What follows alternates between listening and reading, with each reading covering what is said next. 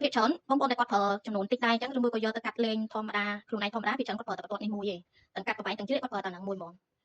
អញ្ចឹងបើសិនជាយើងប្រើតែហ្នឹងមួយយើងមើលលេខនៅក្តារកាត់វិញក្តារកាត់ទាំងអស់គឺសិតតែមានលេខអញ្ចឹងពេលដែលបងប្អូនកាត់ពេលដែលបងប្អូនចង់កាត់ប្រវែងប៉ុន្មាន1.5 1.6 1.7 1.8អញ្ចឹងគឺកាត់ប្រវែងហ្នឹងមកខ្ញុំកាត់1.8អញ្ចឹងយើងដាក់ចំលេខនឹង1.8ហ្នឹង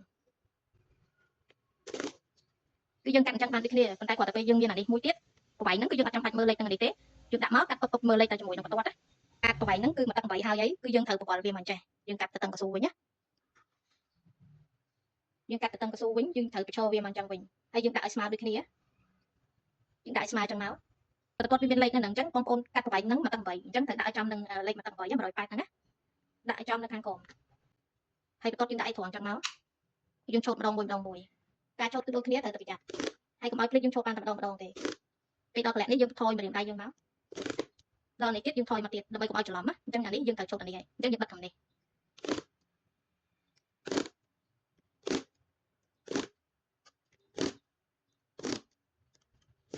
នេះវារៀងលឺសលេងតែសារតែខ្ញុំប្រើវារៀងចាស់ហើយវារៀងយូរអញ្ចឹងវារៀងលឺសលេងតែបើរបស់ថ្មីហ្មងគឺកាត់មិនថាក៏បាត់កាត់ឬមួយក៏ផ្លែកាត់ទេដាក់ថ្មីមកគឺអត់លឺសលេងទេពេលណាដែលយើងកាត់អត់ដាច់អានេះគឺវាដាច់តែវានៅជាប់តែបន្តិចទេឧទាហរណ៍ថានេះអញ្ចឹងណាអានេះបានន័យថាកម្លាំងយើងសកត់អត់ដល់ហើយពេលណាដែលសកត់អត់ដល់បើត្រឹមប៉ុណ្នេះយើងអាចទាញបានណាយើងទាញបាត់អីទេប៉ុន្តែបើសិនជាវាជាប់ខ្លាំងយើងទាញមកវាឆែកសំបីតែបន្តិចក៏ខាងខ្ញុំអត់ដាក់ទៅឲ្យភ្ញៀវដែរព្រោះតែកស៊ូតែឆែកហើយគឺបានន័យថាខូចអីតិចក៏ដោយព្រោះពេលដែលយើងឆាក់ពេលដែលកស៊ូវាឆែកហើយពេលដែលយើងទាញបាញ់ទៅគឺកស៊ូនៅលើកើតទេគឺវាឆាប់ដាច់មកតាមហ្នឹងហ្មង